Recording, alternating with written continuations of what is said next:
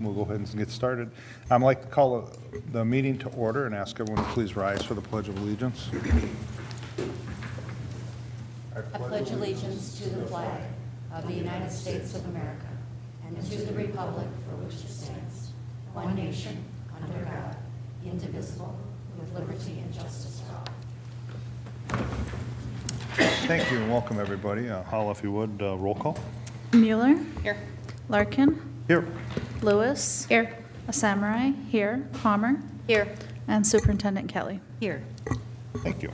Our mission statement, Columbia Heights Public Schools creates worlds of opportunity for every learner in partnership with supportive small-town communities by challenging all to discover their talents, unleash their potential, and develop tools for lifelong success. Our core values are community, excellence, collaboration, integrity, respect, courage, and innovation. Next up would be the agenda approval, adjustments, announcements, and correspondence. We'll start with approval of the agenda. If I could get a motion to move that forward, please. So moved. Lorian? Second. Molly, thank you. Discussion? Hearing none, all those in favor say aye. Aye. Opposed? Abstained? Motion carries. Excuse me.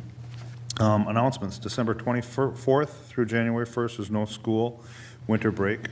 January 8th at 5:30. There'll be an organizational meeting here in the community room. Also, January 8th at 7 p.m. will be a regular school board meeting. January 15th at 5 p.m. there'll be a school board listening session.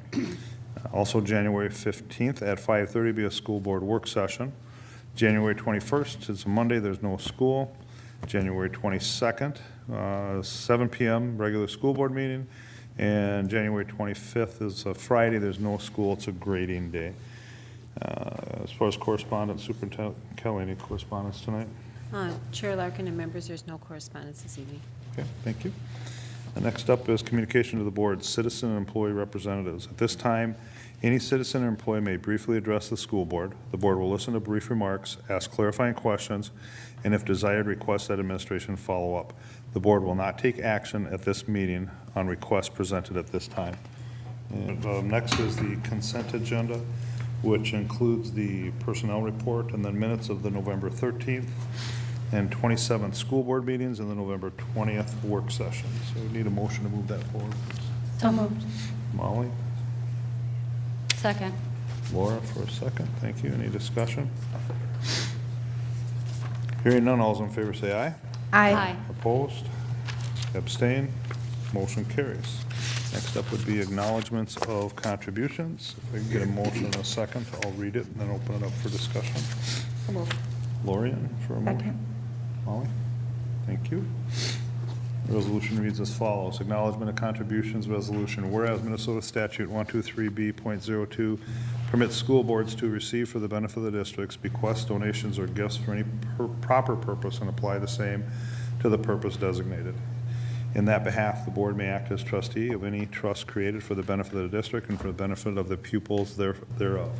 Therefore, be it resolved by the School Board of Columbia Heights Public Schools, Independent School District Number 13, that the school board accepts with appreciation the contributions detailed in the background in the amount of $10,609. The background is under monetary. A donation of $120 was made to Columbia Academy by Wells Fargo for students in need. Donation of $1,000 was made to Highland Elementary by the Highland PTO for Highland Media Center. Donation of $450 was made to Columbia Heights Activities Department by the Columbia Heights Athletic Boosters for boys basketball. A donation of $5,000 was made to Columbia Heights High School by the Columbia Heights Athletic Boosters for the New York Study Seminar. And the following donations were made to the Columbia Heights High School Scholarship Program from Richard and Beth McMichael, $100, Janice Olson, $50, Edward Nelson, $500, Diane Scully, $100, and Bernard DeBar, $50. Under value in kind, donations of 21 hats to Columbia Heights Public Schools by Hala Samurai for student needs, estimated value of $750. Donation of books to Valley View Elementary by Donors Choose for student needs, estimated value $475. Donations of hats and mittens to Valley View Elementary by Hats and Mittens must-be.org for student needs, estimated value $564. Donation of a case of apples to Highland Elementary by Falding American for staff appreciation, estimated value $75. Donation of 125 books to Highland Elementary by Michelle Worker Skirchen for student needs, estimated value $1,375. A donation of hats and mittens to Valley View Elementary by Barb Nundahl for student needs, estimated value $40. Also donation of hats and mittens to Valley View Elementary by St. Philip's Church for student needs, estimated value $110. Total fiscal year 2018-19 monetary contributions to date, $46,979.46. Comments? Discussion?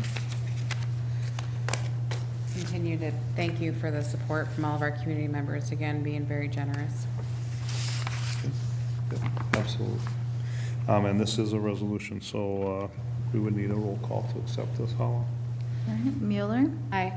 Larkin, Aye. Lewis. Aye. Samurai, aye. Palmer. Aye. Okay, thank you, and thank you for everyone's generosity. Next up would be discussion reports, information items, which would be reports from members of the board. Board members report on board activities since the last regularly scheduled meeting of the Board of Education. Anybody want to start? Laura? Okay, thank you. Okay, I actually have quite a bit to report, so I'm going to try to make this, if anybody has any more questions, they can certainly contact me. I attended the subcommittee on policy last week. I also had a meeting with Representative Kunish-Podine. I attended the MSBA delegate assembly. That is are all the school boards send representatives, where school boards send representatives to the School Board Association, and we collaborate together on different agenda items on what we would like to see maybe changed or tweaked in law. So that was a very, very, very good meeting, and the majority of it was regarding special education funding, and a resounding 100% opinion that we would like to have one type of formula to work with as far as school funding, because there are 3 different formulas that that the school needs to follow to calculate for state aid. And the school district, of course, gets the smallest percentage of all of that. There's quite a number of other things that I'd like to do some more research on as far as some of the compensation that we get for some of the additional costs that are involved with special education. And there has actually been a move where special education transportation costs are moved into a different fund, and that's making some things very, very difficult for a lot of districts. There is actually quite a bit more, and you can find the full MSBA agenda online. And if anybody wants to know any more information about that, sure, you can contact me, or you can just contact me. I'll help you out with that. The next thing that I also attended was I actually went to the 9/16 board meeting. And we did have a closed session for a mid-year superintendent evaluation. And we gave feedback there, and I think that should do it. Did I make that concise enough? Almost. Very good. Thank you. Hala? I can be more concise. I attended the policy subcommittee meeting. Thank you. Molly? I attended some boys varsity and girls varsity basketball games, and that's about it this time around. Thank you. Lauren? Yeah, I attended some boys basketball games and got to be part of the volunteering for the Maya's basketball tournament that we hosted over in the Highlander Center. Got to see the dance team perform as well as the pep band, and I went to the Silver Lake Symphonic Winds band concert, and that's a community band. A number of our students are involved in that too. That was a great annual winter concert that they do. Had conversations with directors Bennett and Stenvick, and had several conversations with community members as well. Thank you. I was able to attend the play, and as always, the kids never cease to amaze me with their talent. They did a really nice job. I attended the business council meeting, a basketball game, and then I also volunteered at the MYS tournament, and I had an opportunity to have a conversation with Member Mueller, so thank you for your time. That's all I got. I'm guessing you got something? You're guessing right. Okay, check. Mr. Chair and members, I attended the annual AMSD Association of Metropolitan School Districts Policy Conference with a team, and the conference was focused on ensuring equity and access and opportunity for all students through a financial lens. It was fascinating. I'm not going to go over all of the things here, but you can, if you hit the AMSD website, they have the videos and the handouts. And Tom Melcher, who was always good, was exceptionally good. And then some of the other speakers were just as powerful. So you might want to look at that. Also attended the December AMSD Board of Directors meeting. And I have driven past Core Education Center many times, but we actually had the meeting there because Ty's building is being sold. And that is a phenomenal complex. In addition to the AMSD business, Superintendent Connie Hayes gave us an overview of everything that they were doing, and it's worth, if you ever get a chance to do a program tour of that, it's really worth the tour. Well done, well constructed with the students in mind.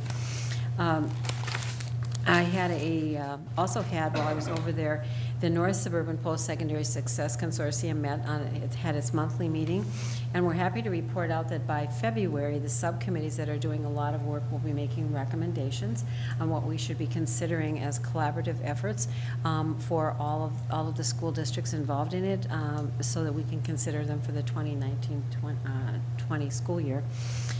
Director Hennekins and I had an opportunity to go back to Core Education Center because 916 held a school safety meeting, and that was all of the districts presented what they were doing in their school safety planning, and we were looking at how we could maximize and leverage resources and maybe share some positions, so if needed. So some of the districts, 10 districts presented. It was fascinating to see what everybody was doing in that area.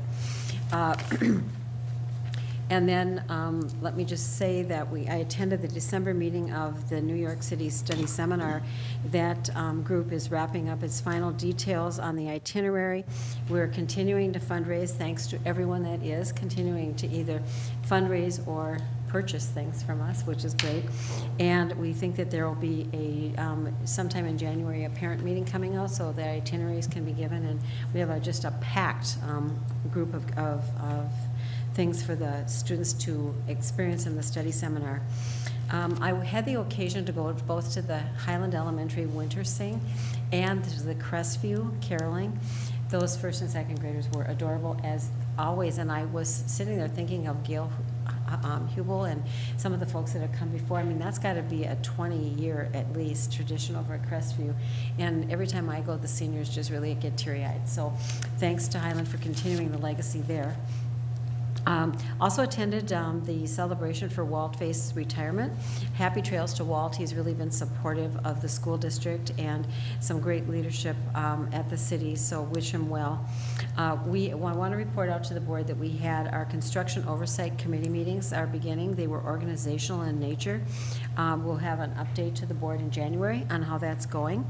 The pre-K-12 admin team had its December PLC meeting just this morning, and it was an interesting meeting. We were focused on student achievement and attendance. And once again, we really see that attendance matters, so we're working on some strategies on how to communicate that out and to entice students to really attend school on a very regular basis.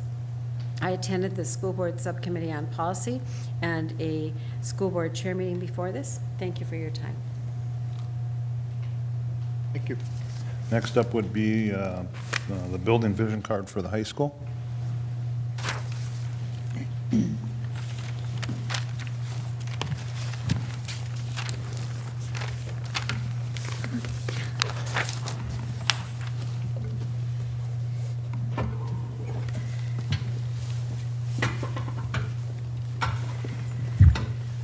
Chair Larkin, members of the board. We are here this evening to provide you with an update on the Columbia Heights High School vision card for data looking at 2017-18 school year. I'm here with Principal Dan Robleski, and he will be introducing some high school students in a few moments. Of course, our mission is to create worlds of opportunity for every learner. And out of many of our core values this evening, one real highlight, it will be focusing on integrity. So with that, I'm going to have Principal Robleski go over the information. Thank you. Good evening, Chair Larkin, members of the board, Superintendent Kelly. Tonight, as we go over the scoreboard and talk about the high school, I thought, who better to talk about the high school than our students? So tonight, I have two of our outstanding seniors, Zainab Mohamud and Amir Davis, who will speak later in our presentation. Tonight, as we talk about the high school, the enrollment trend since 2010 gave me time to pause and look at the 6 years. I've been honored to be principal and work with the students and the staff at Columbia Heights High School and see growth and success as we've topped over 1,000 students this year at the high school. And I think, as we'll see later on, I think that success has equaled into student retainment in our district, as well as attracted students to come to our school for the academics and the programming that we have in our community that the board and the community have supported. So I think as looking over this first slide and we look at the trend data of enrollment, it just gave me a minute to pause to think about over time how great our students and staff are. As you know, our demographics, our student body mirrors all of our schools. It's the same. And then as well as our special populations, one thing that I'd like to point out in this slide is if you look at our free and reduced lunch percentage, that is down from the previous year. Mm-hmm. And that is down over a number of years as well. So that's just something to point out. And then as you can see, our English learners group is at a 21% population group of the high school. So as we go forward, I'm going to look over the scorecard, and I want to point out just a couple highlights in each category. And the first category tonight is instruction. And I'd like to focus on A2. The A2 is talking about our PLC work, and what we've done under A2 is we've moved A2 into the level 5 vision area. And that has been with the Highlander time, the implementation of Highlander time with our teachers. And that is really exciting that we're going to be able to do some interventions with our staff for our students to have better academic achievement. The other goal area that I'd like us to look at is, I got the wrong number here. A5. A5, thank you. A5 is the presence of 21st century learning. And this year we were able to implement technology for all students that 9 through 12, all of our students have Chromebooks. And I'd just like to thank the board for putting forward that 2014 referendum and thanking the community for supporting that referendum, because without that, our students would not have the technology and be where we are today, and having our seniors and our 9 through 12 students be able to have that technology to use in the classroom.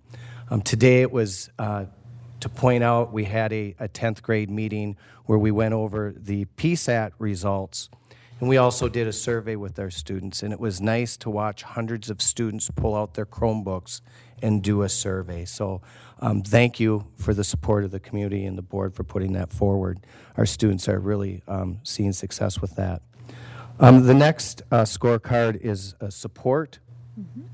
And I'd like to look at A7. One thing that we're doing at the high school is multi-tiered support systems.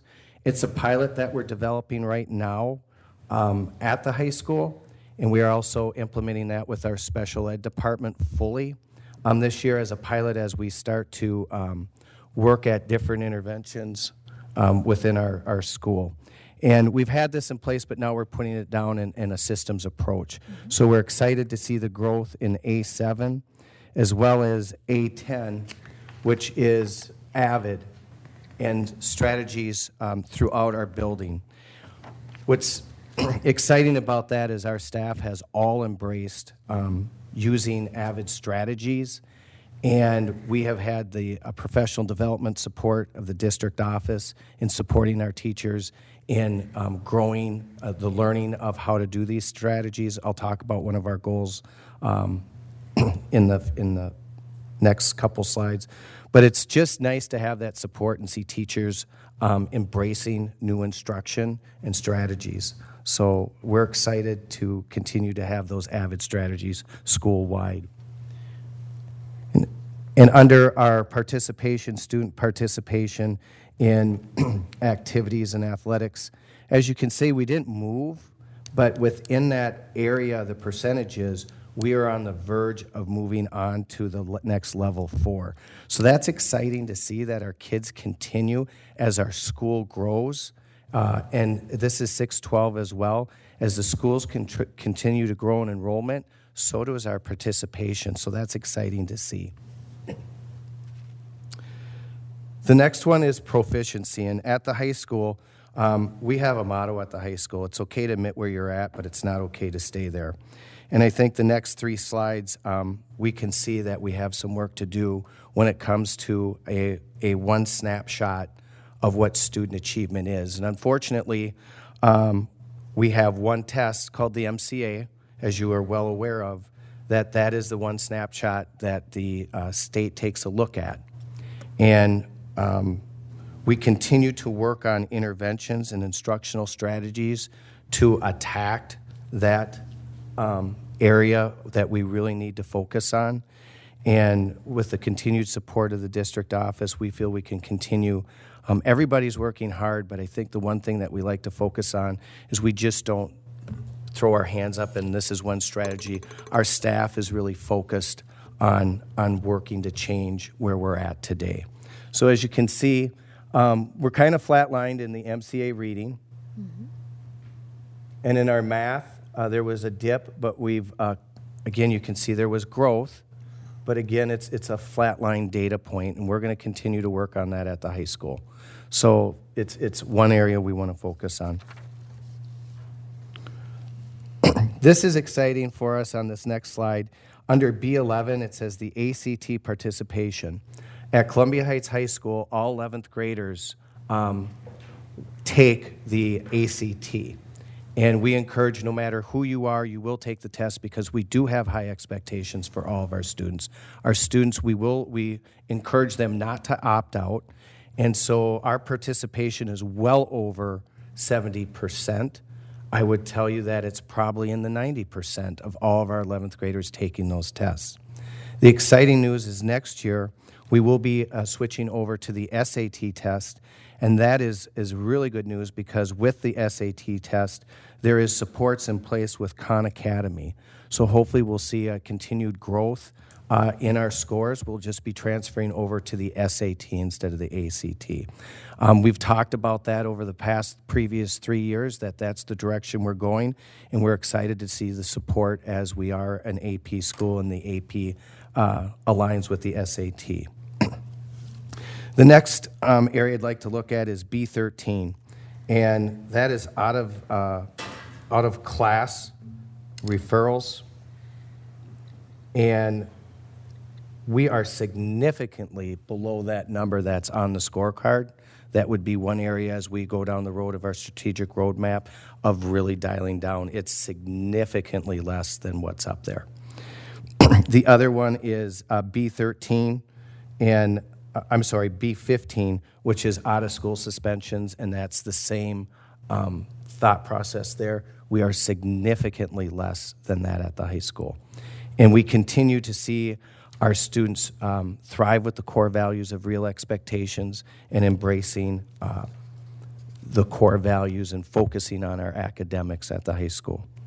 If I may, before we move slides, to go back to the SAT and ACT, I just wanted to remind the board that Just like we've always had, the kids will have the opportunity, different opportunities to take ACT and SAT. So during the school day, currently we're offering the ACT, and moving forward, because we are aligned with our AP, which is the same organization that produces the SAT, it'll all be aligned. It makes sense to do the SAT.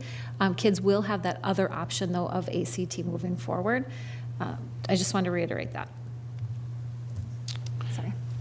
And our last slide here on the scorecard is Collagen entrance rate. As you can see, that's exciting news for level 5 for students who are involved in AVID as well as College Possible. We are seeing great success in those programs and students being accepted into college. So that is very exciting when it comes to the scorecard. As you can see, the scorecard in the next slide really kind of relates with our goals. We have a number of goals at the high school that I'd like to touch on. These are just a few that we have that we're really excited about. And our first one is the PLC and intervention time at the high school.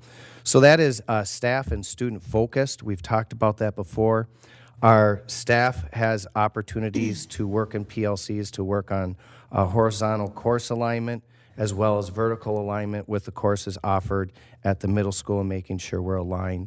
Also analyzing our assessments and designing interventions for achievement gaps that we have at the high school. Also, our administrative team is working on, as I stated earlier, our own PLC, which will be focusing on our multi-tiered support systems, and that would include a data wall. So we're excited to see the growth, and as well as when I talk about this, the Highlander time, it gives students the opportunity to work further on their studies as well. They have time to do that. Our math goal this year is to create consistency in note-taking with all of our classes and with the common assessments and the state standards within those courses. So our math department has dedicated in doing that, and our hope in getting consistency amongst all note-taking for all of our math classes, that we will see an increase of 5% in the MCA scores. One thing that, as you can see, we have a number of interventions that we're doing. And the top one that's highlighted under Student Mentoring Program for AVID Seniors, that was the idea brought up by two of our staff members, Dan Ronchak and Alyssa Rosno. They're AVID teacher, Dan is, and they put together a pretty thorough program and presented to the AVID students. So this isn't just there's some work that goes into this before the AVID students are to go in and mentor our math students in the 9th grade and the algebra classes. It's really neat to see that students, the seniors, are dedicated to help and assist and mentor our 9th graders in just helping them understand math, as well as the expectations of what the next steps are in life. So it's a really great program that we've just started this year. The kids are excited. Both the 9th graders and the seniors are excited to continue to come in class and do that. That's the last 15 minutes of class. They go in and mentor. Our next goal is under literacy, and this is one of the AVID strategies, costs us higher levels of thinking and questioning. We've had PD on that this year, and we're excited to see the results. We're hoping to see that increase again of 5% in our MCA reading. And again, it's that professional development support of our faculty that we're getting from the district office. And we're excited to see that our teachers are really embracing that. Our next goal under social emotional is really focusing on our 9th and 10th graders and looking at reducing the suspension rate by 5% and referrals for disruptive behavior by 20%. We continue to focus on real expectations and the incentive programs that we have at the high school. So we continue to see that success, and we hope to as well this year. This is something new. Equity goal is not new for us, but what we did this year is we did a book study, and 100% of our staff is participating in a book study on a number of choices of books. And we've also offered our non-licensed staff to participate as well. One of the unique things that happened this year is one of the books our staff is reading we had the opportunity to have an author come in on a professional development day and have a Q&A answer session with her. And that was very insightful for our staff as they were reading the book, and kind of a fun opportunity that they had to gain some more insight. Another goal is technology integration. I think this is an excellent opportunity for our teachers to focus on their personal growth in technology by doing one extra professional development. So we're working with Director Hennekins and his team to make this happen by the end of the first semester, and we're having great results with that as well. Our last goal that we have is our graduation rate, and we always continue to focus on improving our graduation rate. This year, our goal is 85%. We say, why is it only less than 3% from growth from last year when everything else is at 5%? Well, there's new guidelines and accountability systems put in this year by MDE. We're not sure what the outcomes are going to be with that, so we were looking to still have that increase, and that it would be still above the state average. Our graduation rate for 2018 will be released in March. As you can see, our student achievement from 2017 in our four-year graduation rate, you can see we are above the state average, and in the 5 different areas listed below, we exceeded the state average by those percentages, and we are really excited to see the growth and graduation in those areas.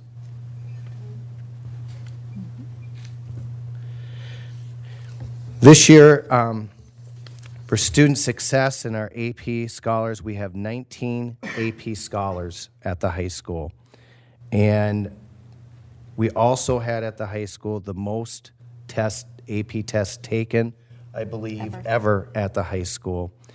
And we pride ourselves at the high school having open access for all students to take those AP exams. And it's really refreshing to see that our students are challenging themselves. At this time, I'm going to turn it over to our 2 guests tonight, our seniors. I'll have them introduce themselves. But I would like to just point out that what's really interesting, as I asked them to come tonight and present, they said they'd be willing to do it only if they could talk about the great things at the high school. So they have their own slide that they'd like to present at the end of what makes Columbia Heights High School what it is today. So I'll turn it over to you two. Good evening, Chairman Larkin, members of the board, and Superintendent Kathy Kelly. I'm Zaina Mahmood, and I'm a senior at Columbia Heights High School, a great school. Our first slide of talking about the student achievements at the school is one of the areas implemented into the school programs, which is vocalism and having choir. So last year, 3 of our students earned superior ratings and a medal for their wonderful performances, and I'm glad to say that.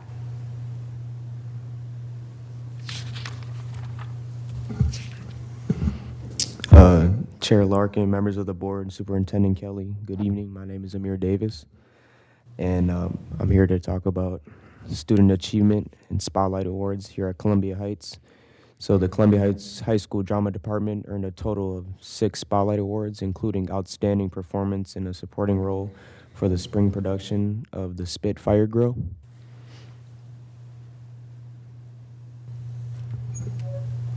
Moving on to athletics, for our wrestling team, 2 of our players, they took good places in the weight classes, and Tri-Metro coaches selected Dylan Lentz as an outstanding senior wrestler. For synchronized swimming, Sam Alexon, she took 12th in state for her long solo synchro performance.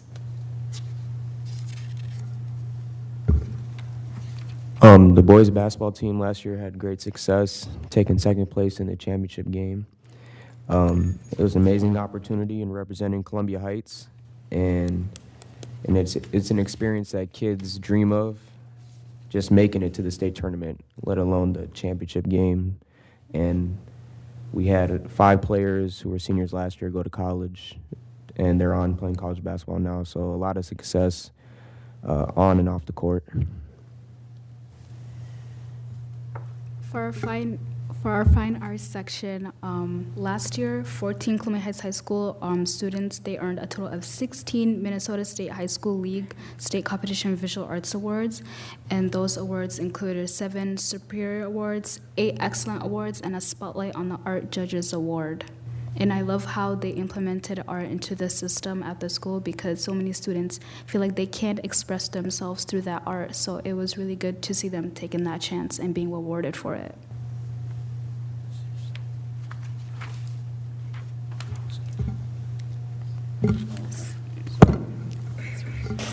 So, here at Columbia Heights, we asked each other, what makes Columbia Heights so great? And the first thing that came to my mind was opportunity.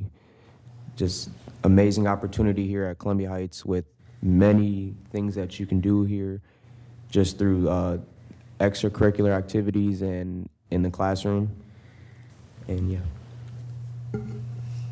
One of the programs I really liked in the high school was last year we had ARCC courses. So I signed up for ARCC Pre-Calculus, and I liked the challenge. I didn't have to go to that campus, which is far away from my home. We had that opportunity here at the school, and it just gives us, along with the AP programs, preparation for the intensity of college. Like, I feel like I'm more ready for college taking these AP classes and ARCC classes. Student clubs as well. I feel like they're a really good thing to add into the school because it appeals to more students, which increases the contribution to the school and community. So if we find ourselves joining MSA, which is the Muslim Student Association, joining the newspaper, joining student council, our voices will be heard. And if our voices are heard, then we can make a change, which is what Columbia Heights High School is all about. For sports, we can increase the amount of well-rounded students. We see so many people balancing school and sports, which I think is so great. Yeah. Moving on to College Possible. College Possible, I think, is one of the greatest things to happen to high school students, especially if you don't know your way around the college system. They sit with you, help you on how to fill out the FAFSA, which is the financial aid form, how to fill out applications, and with their help, it really makes a lot of students more confident in the college process. One class I would love to talk about is American Indian Studies. It's a new class that we have this year. We're both taking it. I feel like if this class creates a more open environment, because usually you don't see other schools talking about American Indians. They're usually taught at the University of Minnesota, college campuses, but we have one right in our high school. And I feel really good because when I first saw this when we're filling out which classes we wanted to take, I said, wow, we have a class talking all about American Indians. I never had that chance to learn about them, and joining this class just created huge open doors for me. I finally understand the people that lived here before us, and it just creates a more open environment. Genesis Works, it's a program that students can intern at different places. So half the day they stay at school, first and second period, and then they go off to work, or is vice versa for some students. Just basically half the day you work and half the day you're at school. It's a good balance between school and work, and it gives students a good eye on the corporate world that they'll soon take in, and it's such a great opportunity because it's that balance. You're not doing too much of one thing. It creates equality, and that makes a lot of students really happy that they don't have to stress too much because the school made it a really good open doors for them to work and to get their education. Stemming on from work, we have work study. So for students who go to work right after school, they'll have time to do their homework, which will create the less stress off of us and off of teachers, and just overall create a happier environment.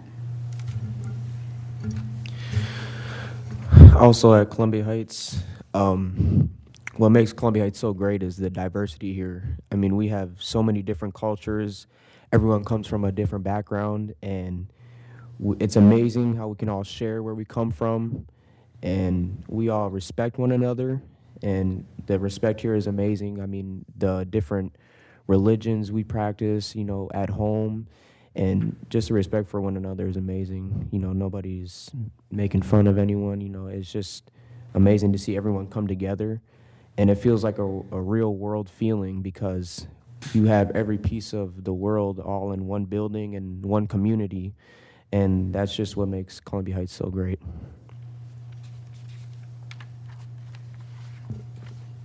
The one thing I have to point out is a great thanks to our staff and our teachers because they're really the ones that are going to help us graduate. We're going to walk across that stage because of them. Kids, they really go the extra mile. They take care of us so much. They have such high expectations for us, and our relationships with us grow because they want us to succeed. And every single thing that they do, for like staying after school just for us, implementing more study opportunities to help us learn a concept. If we don't understand something, they'll go out of their way to explain it even more, and just taking time of their day to check their emails as we email them with a bunch of questions.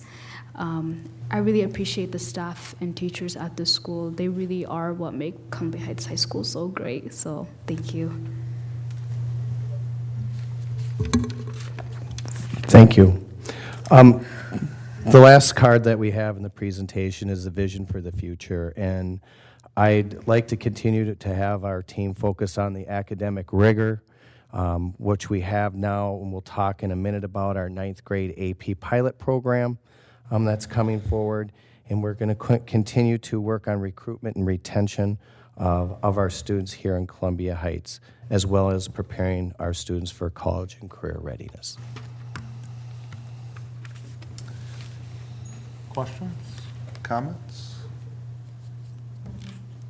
Thank you to our seniors for coming and presenting. You guys both did an amazing job. Thank you. I was going to say pretty much the same thing. I'm so impressed with your passion for this district. This is a wonderful moment to be sitting up here to listen to all the wonderful things that you're experiencing. Thank you so much for coming and sharing that with us. Thank you for having us. And I wanted to say I really appreciate you guys coming over here and sharing your perspectives. And I really appreciate the amount of detail you guys put in your descriptions. It wasn't some generic, oh yeah, wonderful school. Like, you really spelled it out. And that is really what makes this place special. Thank you for being here. I have a question. But I'll echo what they said. You guys did a great job. Thank you very much. Very passionate, very well prepared. One question, looking back at the constructs, I think it was A12, which is the parent involvement piece. I'm curious as to how that's defined or how that data is gathered.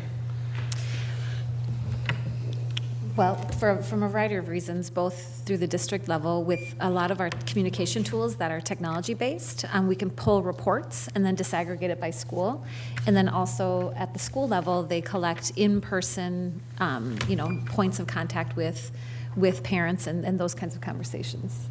That's from the district perspective. So I think we always have those discussions about parent involvement or parent engagement. And one of the things that we've asked, and maybe some of you have received having high school students, is we've asked our staff to reach out to you via email and sending emails out encouraging you to help with studying with your student about what tests are coming up, what assignments are happening, or what's happening day to day in the classes. So we look at that parent involvement piece as, what is an involved parent? Is it that parent that shows through the door, or is it the parent that's receiving emails and communication with our teachers? And I can just say that through our email blasting that we're doing, the emails that we send out on weekly blasts and staff teacher blasts, our emails of parents have drastically gone up. So I don't know if we can really quantify the exact number and the communication back and forth via email. I think you look at a number of parents that are on parent view, the number of students that are on student view. So we have a lot of tools out there for parents to engage with and use as they partner with us. So that, to answer your question, it's one of those vague areas that are out there, is that I personally might not have gone to one of my own child's conferences, but I'm emailing the teachers, I'm checking parent view. Am I an engaged parent? I think I am, but I'm not at the conferences because I'm somewhere else. So I would say we've increased. I would have to really look into the data and see and ask our teachers to collect communications from parents as well. And I appreciate that. I think looking at that, I think we were at like the 50% mark. And in full disclosure, obviously I'm a parent of a high school senior, and again, trying to define, what that involvement looks like, because as you get to high school and you have high school students, they are involved in so many different things. I mean, is an involved parent attending the band concert or going to the choir concert or going to the basketball game, or, because the kids are all in all of these things, and are we going to support I don't think that's being measured, as part of the parent involvement. But are you involved in your student? Are you involved in the schools? I know at our house, every Sunday at 6 o'clock, the phone rings and we know who's going to be on the other end of it. Everybody saddles around the speakerphone and we all listen to Principal Robleski tell us to keep it real. And so, that just happens on a regular basis in the emails too. And so I just, maybe as we kind of look in the future, as we're looking at some of these constructs of how are we measuring that? What does that data look like? And is the 50% really truly accurate for what, like Principal Robleski said, what is parent involvement and what does engagement look like? One thing we do have, if I'll just add in, the high school staff is involved in our district family engagement committee. And in our last meeting, we really analyzed the difference between parent involvement and parent engagement. So when we are having parent events or parent communications, are we providing parents with tools to, that they can use to support their students, or clear understanding of what's going on in school or things that they need to know? Or, so there's a difference between sending out a flyer versus like having those regular routine communications that really provide the needed information for parents. So engagement versus involvement, those are conversations that we're having. So thank you for that. Thank you. I had a question about B13 or 14? 14. Can you flip back to, would that be possible to flip back to the Bs? I did as well. Yeah, B14. So it's wonderful that we celebrate the other ones, but can you tell us about B14 and what's going to be done to address the difference between student groups and referrals out of class? One thing that we're working on, the high school's included in the district-wide effort. We're meeting monthly with the assistant principals and the deans, along with our district discipline supervisor, myself, and a few other people, including Brian Hennigans and our research and assessment coordinator, to have those conversations around, it is good to be reducing suspensions, but we need to also be reducing the gaps so that they're any types of, whether it's achievement or discipline, is really reflecting our student population. And so that's involving professional development, looking at biases, looking at classroom culture in terms of setting up that classroom environment. So those are conversations that we're having monthly. We're also analyzing that data monthly and supporting one another pre-K through 12th grade along with district staff to have those conversations. So this is data from last year, and we feel that we're making strides this year, really focusing in on it, monitoring it. The last number of years, but we've really had a focus on equity with our staff, and looking at our class and instructing our class through the equity lens. I think the work that we've done with the book studies and working with a consultant over the last couple years at the high school has really opened our eyes for our staff of how to use that equity lens as we instruct. And I think with this pilot program that we're creating at the high school, looking at those referrals and those suspensions and those to see where those gaps are. And when you look at the referrals and that we're looking at, we're digging down into the data. And so I think having that opportunity to look at that data and then sharing that out with our staff is going to have an impact as well. Thank you. I kind of have a follow-up question. I know that when you did all that work on the student handbook, I am anxious to see whether or not those specific, I guess, types of transgressions that a student might have, now them being spelled out, is if that is going to help kind of make sure that things are, I mean, because making sure that things are, appropriate as far as interventions and stuff. So I know that there was a lot of work done on that over the summer, so this does reflect prior to that. So, you know what? Administration is definitely I'm trying to remember what the exact word was when you went through and you put it all in the student handbook about the different The levels matrix. of Behavior yeah. matrix. Yeah. I can tell you that all the administrators are definitely using I hear often like refer to the handbook. Let's pull out the handbook and looking at it. Also in that area across the district, one area that we're focusing on with that handbook is making sure that we're not having ambiguous disciplinary procedures or subjective, so I can tell you that is virtually eliminated when it comes to out of school suspensions. You won't find any kind of disorderly, they were suspended for being they're Right, very I concrete think this it was year. the subjective Mm-hmm. part Yep. that was the most troubling. And that's been eliminated this year. Okay, good. Anyone else? I just want to thank you two for taking the time to come up here tonight, and for me personally, reminding me about all the great things that are happening. When we sit here, oftentimes our conversations on how do we get better at this and what are we doing with this.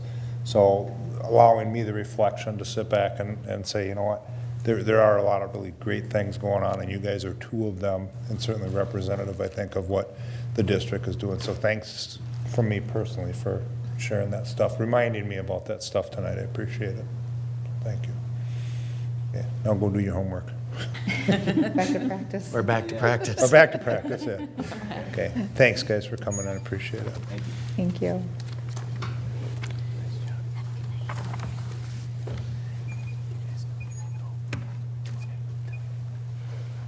Next up will be the College Board Pre-AP pilot.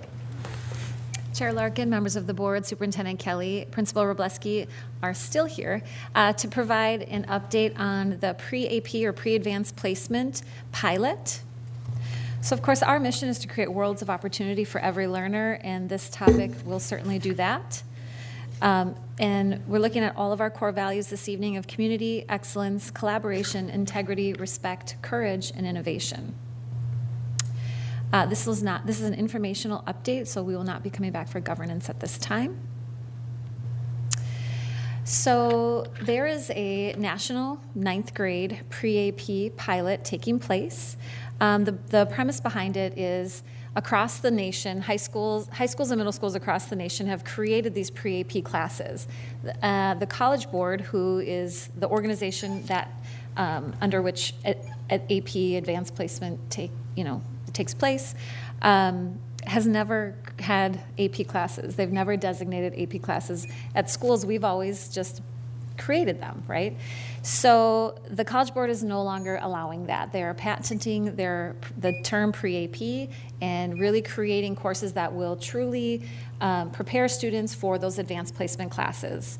They have done a lot of work to create courses, and they're piloting it. It's a 2-year piloting period. The pilot includes course material, professional development, multiple assessments throughout, formative and summative assessments. And then through the pilot, there's ongoing support, and it all comes at a reduced rate. So we applied for the pilot, and I'm happy that the last time we talked about courses, it was a potential thing that we would be able to do, and I'm happy to report that we were accepted for the national pilot. I believe we're the only school in Minnesota that was accepted, so that's very exciting. So what does that mean? First and foremost, I'll say we're still working out some of the logistical pieces, and we'll take the month of January to finalize some of the logistical pieces. But the pilot includes both core classes and art classes, so English, math, social studies, science, dance, visual art, music, and theater. One of the, we've been talking about equity all evening, this evening, and that's one of the major components of this pilot is that it's open access. So we're not turning students away from the pre-AP ninth grade. It's not for just the select one class. We're going to try it out with one elite class, right? It's open access. The cost for to do all 4 of the core classes would be $3,200, and then there's no cost. Oh, excuse me. For each class is $3,200. You were going to correct me there. I saw that. And then there is no cost for piloting the art classes. Principal Robleski and I are working alongside with the team of both district and high school staff, teachers and admin and other staff, to address our next steps. So we have ongoing communication. As soon as we found out, we were texting over the weekend and getting ready and prepared. We've met with a subcommittee from the high school and district and talking and communicating with the College Board about some logistical questions that have come up. So we're working out some of those answers. The high school leadership team and our departments are planning on the professional development. This is so new. This is such hot off the press news that we don't have the dates yet from the College Board. We don't have the locations yet. So in the next 4 weeks, we'll have some more information on that. We're working on planning for registration and then also communicating out to the stakeholders. But we just wanted to come to you before we went any further, just to inform you that we did indeed receive notification that we're accepted into the national pilot. Questions? Yeah, I do have a question. So we're going to be the only high school in the state that actually offers pre-AP courses? So it's going to be a process over the next couple of years, either 2020 or 2021 Yes. or 2022, around there. The College Board is phasing it out. So what we're lucky is that we're able to get in on the pilot early so that we can get the support at such a reduced rate and then get ahead of the game. So we'll be able to test out the materials and instead of just making a switch from one year to the next, it's a pilot process. So. If I could add to that, I think as a point of clarification is that in the middle school particularly, many middle schools have had all the pre-AP classes, but I think as was stated earlier, they've never really been branded by the College Board, and the College Board is feeling that they need to be really with fidelity done at the high school level in ninth grade. And so Columbia Heights Public Schools High School will be the first in the state of Minnesota to pilot these materials, which won't be released to the general public for another year. Mm-hmm. So it gives us a leg up. It also gives us a voice in, which is really, really nice on how this is going to be shaped. So it really is kudos to the high school and to the Office of Teaching and Learning for putting that all together. And that's based on a lot of track record with the College Board in the past, too. So it's really a celebratory kind of thing. Does that clarify it a little bit, Laura? Oh, yeah, I was just doing a little bit of bragging stuff, you know. I'm sure that, that because of all the hard work that has been done with our AP courses in growth and then, of course, being the small school district of the year from the College Board, probably had a lot to do. So you all worked really hard to make this happen, and you know this is fantastic. This is gonna be good for the kids. It will be. Anybody else? Keep us posted. We will. Thank you. Thanks, guys. Next up would be the anchor program.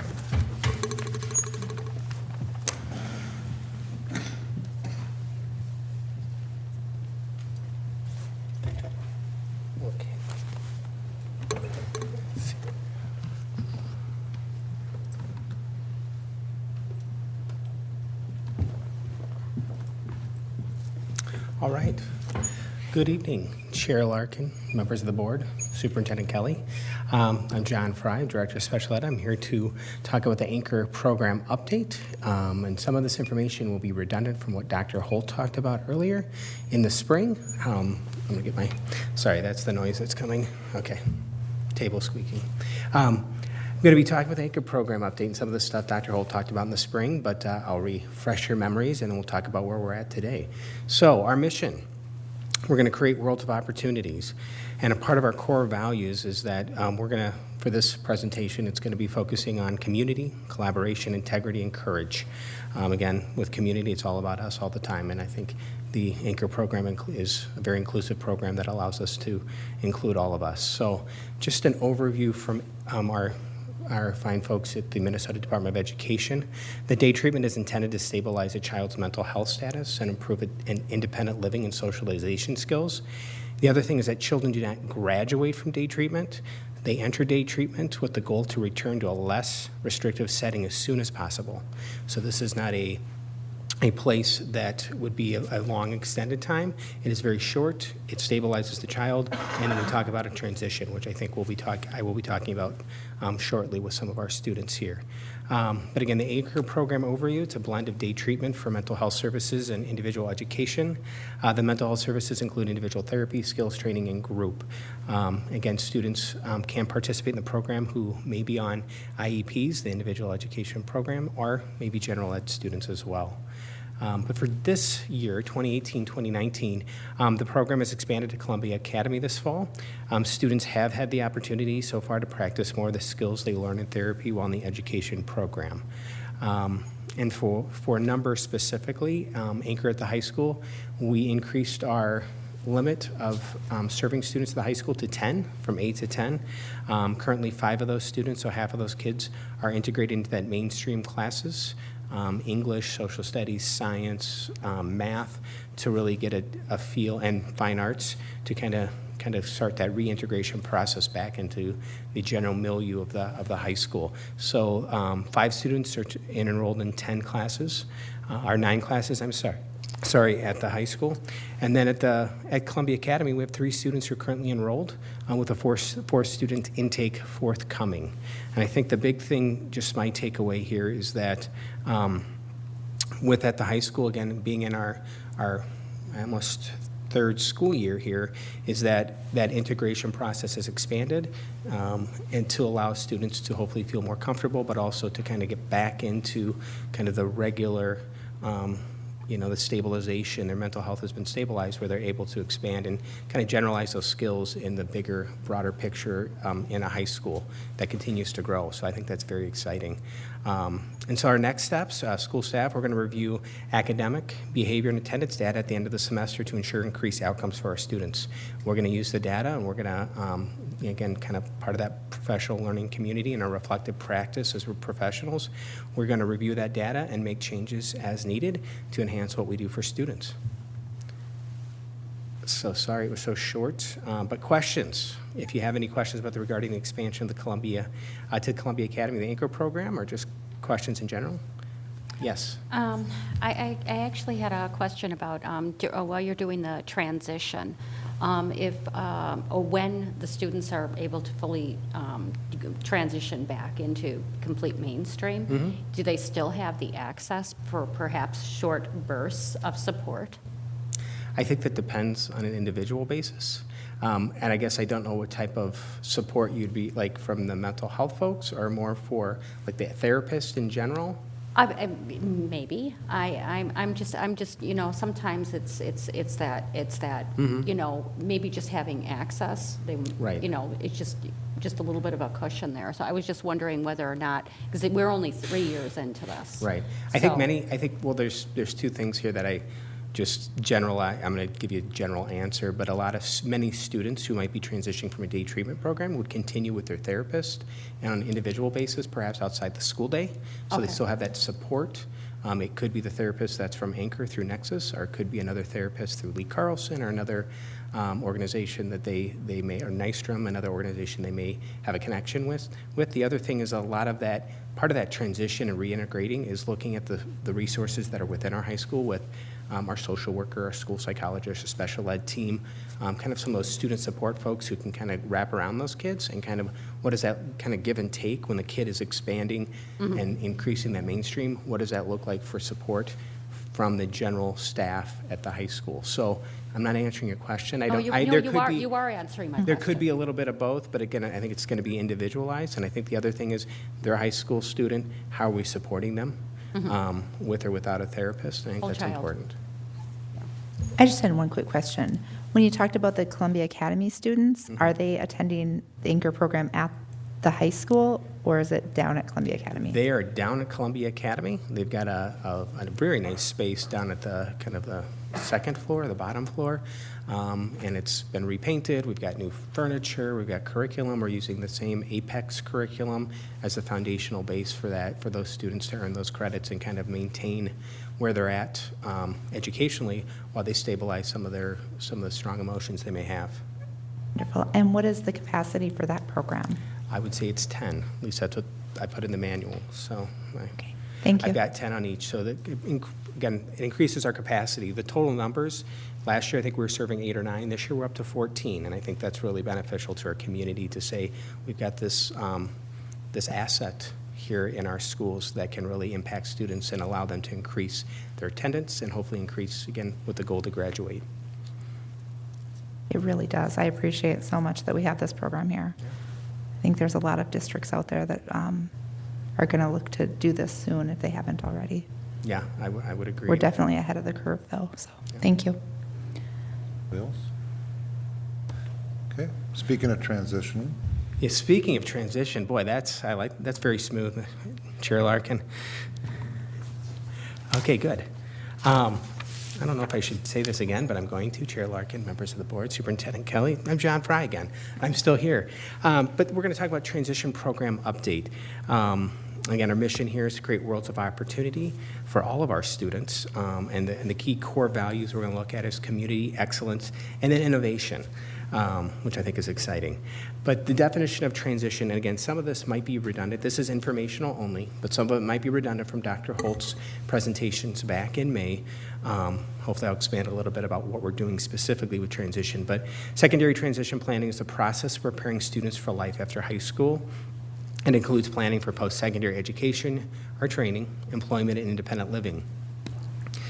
Transition planning begins during grade 9, and sometimes it begins earlier depending on the student's evaluation, but it addresses the student's needs in the area of post-secondary education or training, employment, community participation, rec and leisure, and home living. Again, there's the statute at the bottom there, if you'd like to reference that through the Minnesota State Department. But those are the areas of transition. And again, with the IEP, we look at post-secondary education and training, employment, and then independent living, which encompasses the rec, leisure, home living, and community participation. So for updates for this year, one thing that we've done thus far is we've purchased some curriculum. It's through the Council of Exceptional Children organization. And it's been in the process of being implemented, and it's called Life-Centered Education, LCE, and it's research-based, and it provides a really very thorough assessment as well as over 1,600 lessons in the 5 areas of transition. And our plan is to bed this curriculum with current special education classes like some study skills or something of that nature, as well as our transition program teachers using this as well as part of their curriculum to really focus on those skills that are needed for independence. The other thing that we did this year that we've rolled out, or that the team has rolled out, is something called a transition checklist. And this is going to be used for all 9th grade students who have an IEP, an individual education program. And when that is completed, items from the checklist are used for IEP goals to drive that. This is done with parents, student, and teacher input to determine which skills are emerging, developing, or proficient. So the idea here with the checklist is that, again, we're using a variety of different transition assessments as the foundation for our work, but we're also looking at 9th, 10th, 11th, and 12th and talking about, can we track progress in certain skills that might be occurring within the school day, and how can we really focus on our curriculum using data and assessments specific to students. So we've got the curriculum, we've got a checklist we're using again, and the idea here with the checklist is we start with 9th graders and then we continue to use that every single year, so everybody's got a checklist, everybody can track where they're at, what they've accomplished, we can celebrate success and really focus on what our goals will be for next year. And then the other piece to there is we're in the process of purchasing something called a Practical Assessment Exploration System, our PACE Lab. This PACE Lab is a research-based functional skill curriculum with an embedded formative assessment of career and potential and employable skills. Again, they look at about 185 different skills with hands-on work from computer, here's the next slide. Functional skills, career interests, looking at computer technology, business, but The other thing is the student does the skill, they have a supervisor, the supervisor kind of times them, make sure that they've got the skill correctly done, and then also they get student input to say, did you like that? Is that something you're interested in? And then that data is kind of condensed to say, okay, this child likes to do welding, and this is their interest level, and then how do we kind of create a plan from there to kind of get the student to get a certificate, or to at least to explore that, whether it's through our Career and Tech at 916 or some other location. So again, it's functional skills, career interests, and looking at work behavior strengths and barriers to success. But again, the combination of these assessments, the curriculum enhancements to transition programming at Columbia High School, which again, transition programming starts at the age of 14. The idea here is that it'll increase students' readiness for post-secondary education, employment, and independent living. Questions will be welcomed at this time regarding transition programming at Columbia Heights High School. Any questions? A comment, of course. Yeah, this is, yeah. That's good, Laura. Yeah, okay. There's been a transitionary program. I mean, we've done transitions over at 916. Yep. Yeah, that's a lot of what we we strive for. And it's wonderful that that you were able to develop this program because first of all, it's better for the students to be in their own school, in their own neighborhood, which is number one. With their neighbors and their friends. The other thing that actually is wonderful too is actually quite a bit of cost savings, if I recall correctly. You're correct. Because we don't need to concern with the high cost of transportation, and as well as being able to be able to offer those additional things like the extracurricular activities and things like that, which the students may not have quite as close of an access to outside if they were actually being shipped to another location, shipped to another, that sounds terrible, bus to another location. So thank you. This was quite a surprise when you brought this up a couple of months back now, I guess. Seems like it's been a couple of years and how far that this is. I feel the same way, Laura. Yeah, so this is great. Thank you. No, and I would agree with you that the idea that access within our community, as well as how do we, and again, when we think special ed-wise, when you think of transition, you think 18 to 21, when in fact it's really 14, and how do we build those skills when the child is 14? So throughout high school, we can really be intentional and purposeful about building those skills so when they're a senior, they're ready to have a career. They're ready to be independent. I know I've got a 21-year-old and I don't know if he's ready, but he's there. So, how do we build those skills in high school as opposed to extending students' years for 2 or 3 more years if they because they haven't learned those skills, even though they may have earned the credits. So it's about skill building and having that access like you noted. So thanks. Yeah, I have a bit of a follow-up here. Actually, one of the things that I know they do a lot of work with in the school, we're constantly making sure that we do this vertical alignment. Do we have any underpinning and alignment for being able to work on these skills? Even the earlier some skills are learned, as building on there. Do we have some sort of a vertical alignment? I think the vertical alignment would be with that assessment piece. When we're Okay. looking at transition, a lot of that, like if the student turns 14 prior to age 9th grade, we need to do that assessment. So some of that will happen in 7th and 8th grade. The other thing is our in some of our setting 3 programs at the middle school, they have access to the life-centered education, so they can start with the assessment. They can start building those, kind of do some pre-teaching and looking at some skills that are perhaps even kind of foundational prior to getting some more advanced skills for some independent living or career or what have you. So I think we're in the works. I think we need to do a little more work on that, I would say, especially with some of our students who may need additional time than what is allotted for them here in public education. Yeah, I mean, very much as in learning math skills. If you lose one of the foundational pieces and you don't learn it at the right time, building on that, they just fall Yep. further and further behind. So I'm just, the thought occurred to me during your presentation, so I'd No, like that's to. a good idea. Yeah, I think vertical alignment, definitely, but you're already well into thinking about this, so thank you. No, I think some students need additional kind of repetitive Yeah, a little bit practice. more, yeah, pre-teaching, underpinning, and, Yep. yeah. Thanks. Any other questions regarding the transition programming? Thanks, John. Okay, thank you. Have a great evening, guys. Next up is the district's annual budget hearing.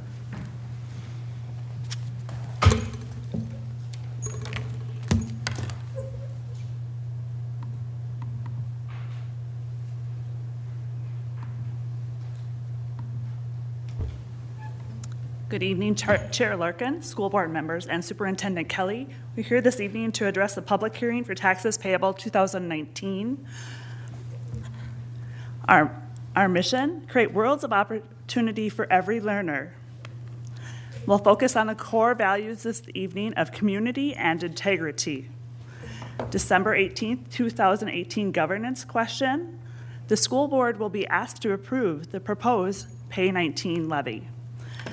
The agenda will include the truth and taxation meeting requirements, school funding, district budget, proposed tax levy for taxes payable in 2019, and public questions and comments. State law requires a public meeting. The meeting is required to be held between November 25th and December 28th. Meeting needs to be after 6 p.m., may be part of the regular scheduled meeting. School board may adopt the levy at the same meeting. We will highlight the current year budget. We will also highlight the prior year information, the proposed tax levy, including the percentage change, and we'll provide time for public comment. It's always important during this time to indicate the importance of the state in this process. The state sets the formula which determines the revenue. Most revenue is based on specified amounts per pupil. The state sets tax policy for local schools. The state sets maximum authorized property tax levy, and the state authorizes school boards to submit referendums for operating and capital needs to voters for approval. I think this is a good screenshot of the levy certification process. In the summer of 2018, the levy window opens. We put some initial information in to get the process started. The district adopts the final levy in December of 2018, and then property owners pay taxes in May of 2019 and October of 2019 based on the levy certified in December of 2018. That actually materializes out to be the budget for FY 19-20. And so the reconciliation entries are required since tax receipts fall into 2 different fiscal years and must be in FY 20. State funding challenges. Since 2002-03, state general education revenue formula has not kept pace with inflation. In the year 2018-19, the legislation approved an increase of 2% or $124 per year. Per pupil allowance for 18-19 would have needed to increase by another $618 or 9.8% to have kept pace with inflation since 2002-03. The Minnesota Department of Education reported the cost of providing special education programs was 40% underfunded. In fiscal year 16, the adjusted net cross-subsidy for Columbia Heights was $1,211.87 per weighted average daily membership. This was $4,305,112.81 in adjusted net cross-subsidy, and the amount continues to grow. This is a screenshot of that general education formula history. It shows the blue line indicates the actual basic formula allowance. The green line indicates the CPI, and then the red line indicates the IPD, which is a government, it's used for government entities because sometimes the consumer price index focuses on a narrower window. So the next thing we'll look at is the budget overview. On this document, you'll see the audited June 2018 balance information. We'll focus on the unassigned value as of June 2018. That was $2,590,820. We anticipate revenue of $33,270,229, expenditures at $33,905,994. with an ending fund balance of $1,964,055. The next area we'll focus on is the unassigned balance, and this includes restricted, assigned, and non-spendable. It's key to focus that restricted are managed by state statute, so we are required to spend those as defined by law. And that area the total would be, as of June 2018, would be $2,513,502, revenues $13,569,861, expenditures $13,643,714, with an ending balance, projected balance of $2,439,549. The total general fund as of June 30th, 2018 was $5,104,222. We anticipated revenues $46,840,090, expenditures of $47,544,308, with an ending projected fund balance of $4,404,000. The next area we'll focus on will be the food service and community service. We ended up with an ending fund balance for June 2018 for food service at $488,523. Revenues expected to be $2,071,700. Expenditures $2,082,389. An ending fund balance of $477,834. Community education completed as of June 30th, 2018, an ending fund balance of $498,559. Revenues are anticipated to be $1,932,379. Expenditures $1,977,069, with an ending fund balance projected to be $453,869. The other categories we'll review will be the building construction fund, and I'll just highlight the components as the ending balance for the building construction fund was $75,846. The revenues $1,216,911. Expenditures $1,219,548, with an anticipated $73,209 ending fund balance. The debt service ending fund balance as of June 30th, $455,972.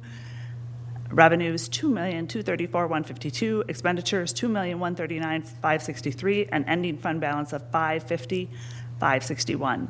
Internal Service Fund, also known as dental, ending fund balance as of June 30th with $116,241. Revenues $295, expenditures projected $295, ending fund balance $116,241. OPEB Trust, the audited fund balance as of June 13th, 2018 was $5,012,567.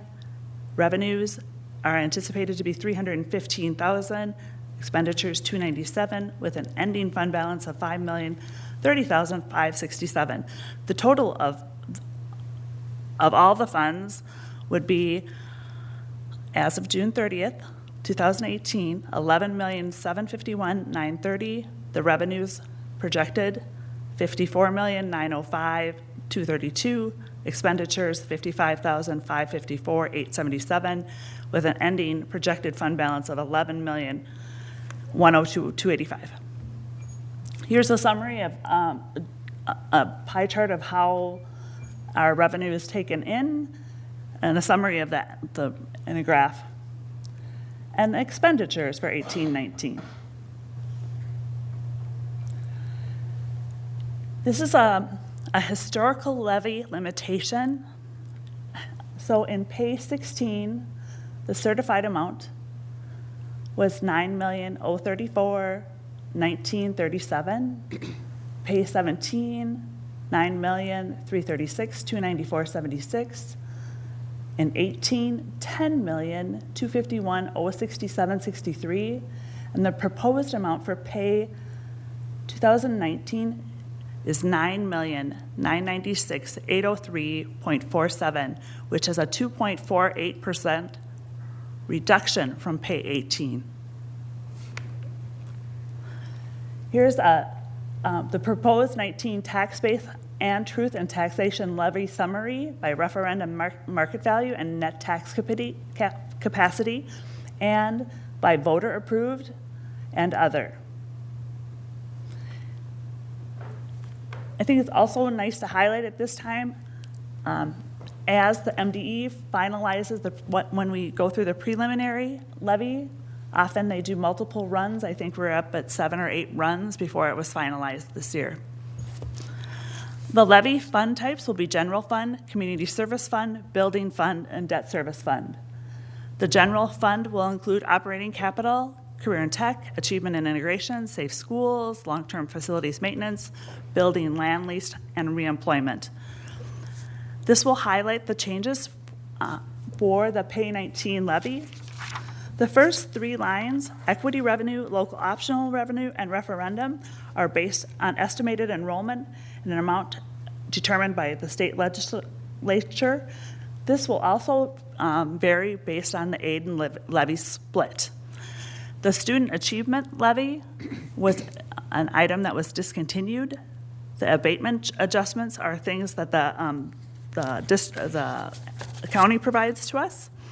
And then we move on to the general designated category, and we'll start with integration, Finance Code 313. 30.09% of the integration funds come from the local levy. The facilities, the next category is reemployment, which is based on Object Code 280, and we have to report actuals. So the adjustment was based on the actuals we reported. Safe schools, which is Finance Code 342, is based on $36 per adjusted pupil unit, and we use those funds to provide the police liaison. The Safe Schools Intermediate is based on $15 per adjusted pupil unit, and the vocational is a portion of vocational that's you're able to mitigate those costs. So if that provides us with the next area. Operating capital, which is Finance Code 302, has a 31.65% levy, and it's determined by enrollment and age of the buildings. Capital has also had a legislation change to the denominator. And that's a factor that changed that value. And then there's the facility bond adjustment, which is, this is an old capital facilities bond, and the state MDE puts that in. Health and safety was continued, and was replaced by the new, in 2015, was replaced by the long-term facilities maintenance, which has restricted dollars that can only be used for maintenance projects. In 2015, health and safety and deferred maintenance went away, and the new LTFM was phased in over 3 years. The lease levy is based on multiple components and is split out by lease levy, 916, and ties, which has been discontinued. The subtotal for those categories for Pay 19 is $2,690,129.30. The general fund overall was $5,513,391.40. The next category will be the community service levy. The community service levy includes the following: community service, early childhood education, home visits, school age care. The basic levy is made up of the 2010 census times $5.42. The youth service is based on the 2010 census times $1. The after school is a complicated formula. It's $1.85 times the first 10,000, and then 43 cents for the remaining up to the value of your 2010 census. Early childhood is based on 2.3% of your basic formula, and that was a change, and so you will see that increase because it is now tied to the Gen Ed formula. Home visits are actual cost of home visits, and and school age care is actually based on you provide an estimated amount in your levy, and as your actual expenses are reported, there's adjustments to the levy. And then there's an abatement. That's a total for proposed Pay 19 of $297,816.72. The capital project levy and the Pay 19 is at $1,300,246.67, And this is growing because the adjusted net tax capacity is growing. The debt service and the first line, you can see the new debt has been added to the proposed Pay 19. The new issue that was just passed by the community has now been included in that process. The capital funds bond payment, facility bond payment, again, that's an item that's been for past, and then we have the abatement adjustments. So the total debt service for Pay 19 is $2,885,348.68, and the total proposed levy is $9,996,803.47. Here's a summary of the proposed levy for 2018 payable 19. General fund, $5,513,391.40. Community service fund, $297,816.72. The building fund, $1,300,246.67. Debt service, $2,885,348.68. For a total proposed levy, tax levy, of $9,996,803.47. Here's a breakdown of how those funds will be dispensed, or how the proposed levy will be dispensed by fund. 72.4% will go to the general fund. Community service will have 3.17%. The general debt service will be 24.29%. The OPEB debt service has been entirely paid off. Factors that may cause property tax changes. Many factors may cause the individual property tax statement to increase or decrease from year to year. Changes in individual property, changes in total value of all property in the district, changes in enrollment, levy adjustments to prior years, legislative changes, voter-approved referendums, and changes in class rates and history. One of the items that was highlighted was the enrollment. So you can see through time, enrollment has really changed. So this is a snapshot of historical K through 12 end of year total adjusted average daily membership. And then the next thing will be the property values. Through time, property values change. And you can see at historical, during the 2012-13, there was a big dip in the market. And so now we're leveling back out to our 2007, 2008, 2009 market values. Mr. Smith provided this very nice chart, and it provides some information about the residential homestead, estimated market value, the Pay 17 amount, the Pay 18 amount, the Pay 19 amount, and the Pay 19 with the new referendum. So it's a nice screenshot of how it looks across, so you can see how the taxes have changed through time. I tried to graph some of that information to show a snapshot. So what you'll see in the light blue will be Pay 17, and the yellow will be Pay 18, and in the graphic navy or bright blue will be the Pay 19 with the new bond issue. So in this case, for simplistic ease, we'll take the 150. In Pay 17, that amount was $550. In Pay 18, it went to $584.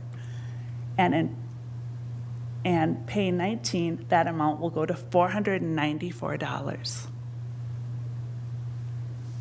Bernice, that's with the bonds, correct? Correct. Thank you. The next screenshot has the commercial and industrial properties. As you can see through time, I'll use the $1 million value. In Pay 17, it was $6,659. In Pay 18, the yellow, it's $6,913. In Pay 19 with the bonds, it's $6,859. And then here's the market value of apartments, 4 or more units. And so I'm going to use the $500,000 example, and that was in Pay 17, $2,397. In pay 18, $2,515. In pay 19 with the bonds, it will be $2,319. I also wanted to highlight that there's 2 opportunities for Minnesota property tax refunds. And the 2 different tax refund programs available from the state include the Minnesota Property Tax, AKA Circuit Breaker refund. There are special property tax refunds that you can complete a form M-1PR, and these will help could potentially help mitigate some of your taxes. For help with the forms and instructions, call your tax professional or the Minnesota Department of Revenue. Comments and questions? Anything from the board? I just have a couple things. One, thank you. That was a lot of information. You can present my budgets with me anytime. I think looking at overall the difference between pay 18 and pay 19, and even with the bonds that, average homeowners are seeing the decrease, and we are having the 2.48% decrease. A lot of that is coming because of an increase in state aid, correct? Correct. So like last year when we had the increase from 2017 to 2018, it was because our tax capacity increased, and 2, the state aid had decreased, and now the state aid has increased, causing the local taxpayers to pay less. Correct. Enrollment also plays a big key in that component. Thank you. Anyone else? Okay, at this point, we're required legally to ask for questions from the public, either questions or comments. Is anyone interested in speaking? Good job. Thanks. Okay. If there are no questions, then we're done with that. We'll keep you up here, Bernice, but we'll move on to our action items. I think you're up first. First up would be the paid 2019 levy. You don't have to go through all that again, just so you know. Thanks.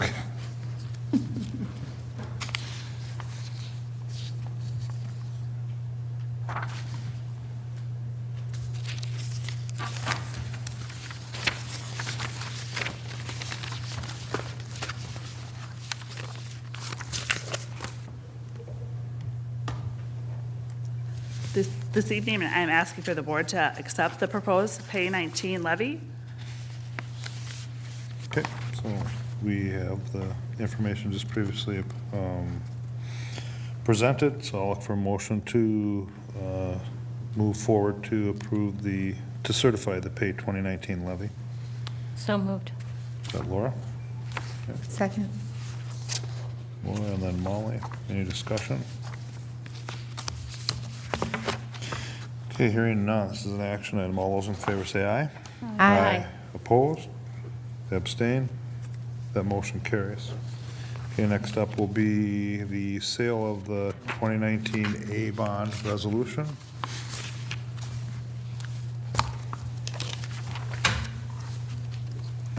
Good evening, Chair Larkin, school board members, and Superintendent Kelly. I'd like to introduce Kelly Smith from Springstead. He will provide information to the school board about the issuance of the 2019 A and 2019 B bonds. Good evening, Chair Larkin, members of the board, and Superintendent Kelly. I'm Kelly Smith with Springstead Incorporated. We're the financial advisors to the school district, and we'll be assisting you in the bond sale.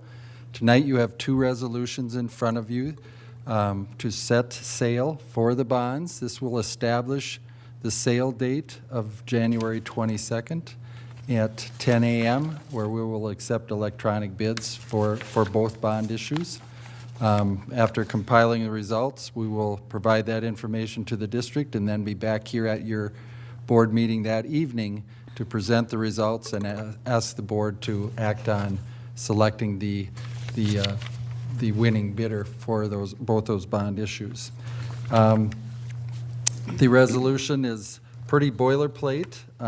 Again, it just establishes that the sale is going to be held and the date and time and the dollar amount for each of those issues. So these are resolutions and would require a roll call vote by the board, and be happy to answer any questions you might have. Okay, I gotta do first real quick is a couple highlights, then motion and a second, move it forward. I'll read the resolution, and then if there's any questions, we'll certainly ask them. Again, just to highlight the bonds that we're looking to approve to go out for sale tonight are a result of the November 6th election, where the voters approved 3 questions authorizing the sale of general obligation building bonds in an amount not to exceed $17,010,000. And the details on the ballots, but that's been out there. And in summary, this particular resolution sets in motion the process to sell $10 million through a private competitive sale. As he had mentioned on Tuesday, January 22nd, sealed bids. And then once the best deal is, you'll be bringing that back to us, correct? Okay, so that's kind of an overview of what we're working on for the first one. So we'll start with a motion and a second, and then I'll read the resolution. So moved. Lorianne? Second. That Hall? Thank you. Okay, on the resolution providing for sale on general obligation school building bonds, Series 2019A, condemnating and obligating the district to be bound by and to use the provisions of the Minnesota statute, Section 126C.55, to guarantee the payment of principal and interest on the bonds. Be it resolved by the School Board of Independent School District Number 13, State of Minnesota, as follows. The board hereby finds and declares that it is necessary and expedient for Independent School District Number 13, the district, to sell and issue its fully registered general obligation bonds in the total aggregate principal amount of approximately $10 million. Said amount being subject to adjustment in accordance with the terms of the proposal to be issued pursuant to authority granted by voters of the district on November 6, 2018 for the acquisition and betterment of school sites and facilities. The board, having been advised by Springstead Incorporated, its independent municipal advisor, hereby determines that this issue shall be privately sold after receipt of written proposals as authorized pursuant to Minnesota statutes, Section 475.60, subdivision 2 as amended. The board shall meet at the time and place specified in the terms of proposal attached hereto to receive and consider proposals for the purchase of said bonds. The terms and provisions of terms of proposal in substantially the form attached hereto and hereby adopted as terms and conditions of said bonds of the sale thereof, and shall be made available to all prospective purchasers of the bonds. The district hereby convenes and obligates itself to notify the Commissioner of Education of a potential default in payment of principal and interest on its general obligation school building bonds, Series 2019A, the bonds, and to use the provisions of Minnesota statutes, Section 126C.55, to guarantee payment of the principal and interest on the bonds when due. The district further convenes and to deposit with the bond registrar or any successor paying agent 3 days prior to the date on which a payment is due an amount sufficient to make the payment, or to notify the Commissioner of Education is due an amount sufficient to make that payment, or notify the Commissioner of Education that it will be unable to make all or a portion of that payment. The bond register for the bonds is authorized and directed to notify the Commissioner of Education if it becomes aware of potential default in the payment of principal or interest on the bonds, or if on day two business days prior to the date and a payment is due on the bonds, there are insufficient funds to make that payment on deposit with the bond register. The district understands that as a result of its covenant to be bound by the provisions of Minnesota statute, Section 126C.55, the provisions of that section shall be binding as long as any bonds of the issues remain outstanding.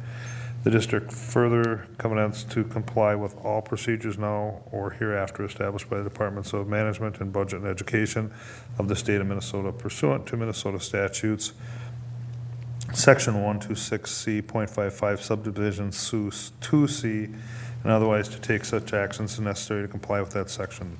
The chair, clerk, superintendent, or business managers are authorized to execute any applicable Minnesota Department of Education forms. Springstead Incorporated is authorized to prepare an official statement to open, read, and tabulate the proposals for presentation to the board.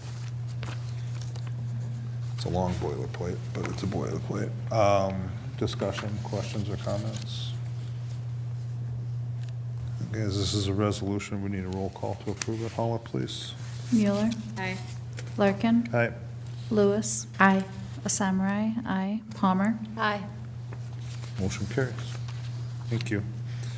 Next up would be the sale of 2019 B, bond resolution. Same thing, just a different amount, correct? Yes? Yep, Okay. different type of bond. Okay, and again, in summary of this resolution, set in motion the process to sell $6,437,808.90 in capital appreciation bonds through a private competitive sale. Same terms, same times frames? Correct. Okay. I apologize in advance, but that's why we got to move it forward. Motion to move this one forward, please. So moved. Maureen? Second. Molly, thank you. Be it resolved by the School Board of Independent School District Number 13, State of Minnesota as follows. The board hereby finds and declares that it is necessary and expedient for the Independent School District 13 to sell and issue its fully registered general obligation bonds in the total aggregate principal amount of approximately $6,437,808.90 to be issued pursuant to authority granted by the voters of the district on November 6, 2018 for the acquisition and betterment of school sites and facilities. The board having been advised by Springstead Incorporated, its independent municipal advisor, hereby determines that this issue shall be privately sold after receipt of written proposals as authorized pursuant to Minnesota statute, section 475.60, subdivision 2. The board shall meet at the time and place specified in the terms of proposal attached hereto to receive and consider proposals for the purchase of said bonds. The term and provisions of the terms of proposal in substantially the form attached hereto are hereby adopted as the terms and conditions of said bonds and of the sale thereof, and shall be made available to all prospective purchasers of the bonds. The district hereby covenants and obligates itself to notify the Commissioner of Education of a potential default in the payment of principal and interest on its general obligation school building bonds, Series 2019B, and to use the provisions of Minnesota statute, section 126C.55 to guarantee payment of the principal and interest on the bonds when due. The district further covenants to deposit with the bond register or any successor paying agent 3 days prior to the date on which a payment is due an amount sufficient to make that payment, or to notify the Commissioner of Education that it will be unable to make all or a portion of that payment. The bond register for the bonds is authorized and directed to notify the Commissioner of Education if it becomes aware of a potential default in the payment of principal interest on the bonds, or if on the 2 business days prior to the date of the payment is due on the bonds, there are insufficient funds to make that payment on deposit with the bond register. The district understands that as a result of its covenant to be bound by the provisions of Minnesota statute section 126C.55, the provisions of that section shall be binding as long as any bonds of this issue remain outstanding. The district further covenants to comply with all procedures now and hereafter established by the Department of Management and Budget and Education of the state of Minnesota pursuant to Minnesota statute section 126C.55 subdivision 2C, and otherwise to take such actions as necessary to comply with that section. The chair, clerk, superintendent, or business manager is authorized to execute any applicable Minnesota Department of Education forms. Springstead Incorporated is authorized to prepare an official statement to open, read, and tabulate the proposals for presentation to the board. Discussion, questions, or comments? I have a question. Yep. The total amount approved by voters was to not exceed $17,010,000, and the total here that we're between the two together is $16,437,808.90. Right. So, Chair Larkin, members of the board, Superintendent Kelly, the reason there is we are in what's considered a premium pricing market for bonds. So we're still going to get the proceeds that the $17 million that was asked of the public, we will still receive that amount of money, but the par amount of the bonds can be lower because we're going to get more revenue than we're asking for. So bonds are typically sold in 5,000 increments. Underwriters will be bidding these at maybe $5,100 per bond. And so that's going to make up that difference and why this amount is less than that total. thank you. Okay. Anyone else? Here's also a resolution, so how to do it, roll call. Mueller, Aye. Larkin, Aye. Lewis, Aye. Samurai, aye, Palmer. Aye. Motion carries. Thank you. Good, thanks. We'll There are furnish you- some signature documents I'll leave here with the board clerk and Superintendent Kelly can sign the credit enhancement form as well. Thank you very much. Thank you. Yep. Okay, next up would be the police liaison contract approval. I'm addressing the school liaison officer program. The program has been in place in prior years. The agreement language remains the same as in previous years, and the total cost reflects the actual wage and fringe costs for 2019 calendar year. The cost of the school liaison officer program for the time period of January 1st through December 31st, 2019 has increased by $344.55. This agreement would be for services at Columbia Academy and the high school from January 1st, 2019 through December 31st, 2019. The administration feels this program is beneficial to the district and recommends continuing the program. Safe school funding, Finance Code 342, is used to pay for these services. The most significant change is the longevity was removed in 2019 for one of the employees. Start with the motion. So moved. Lorian, Second. Go for it. Molly. Any discussion, questions, conversation?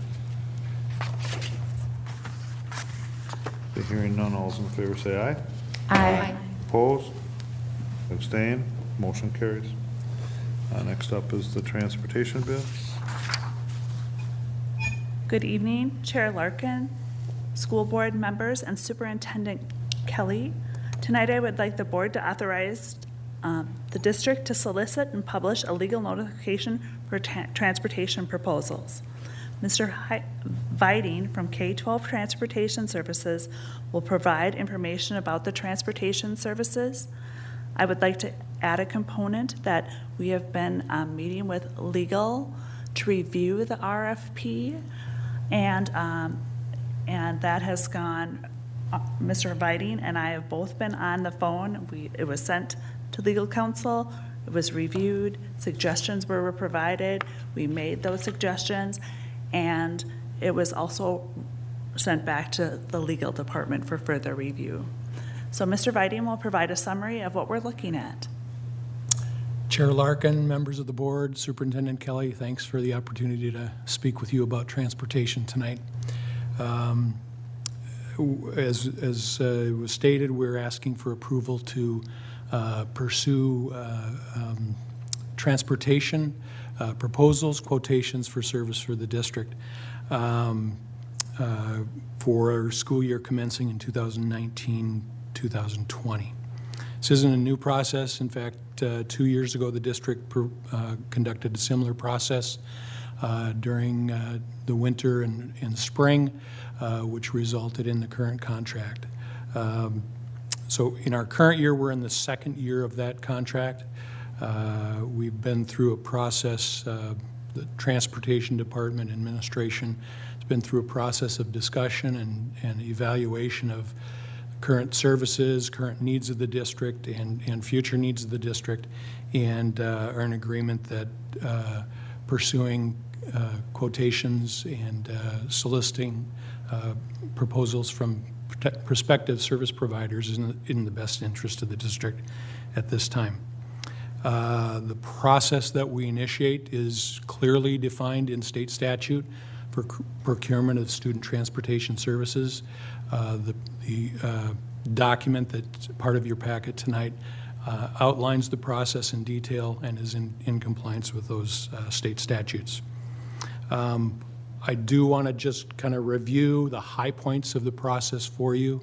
The process is a detailed and can be a little bit of a lengthy process, but it starts with the publication of the request for proposals. We anticipate that with your approval in early January. We then, roughly late January, would conduct an informational meeting with all prospective service providers.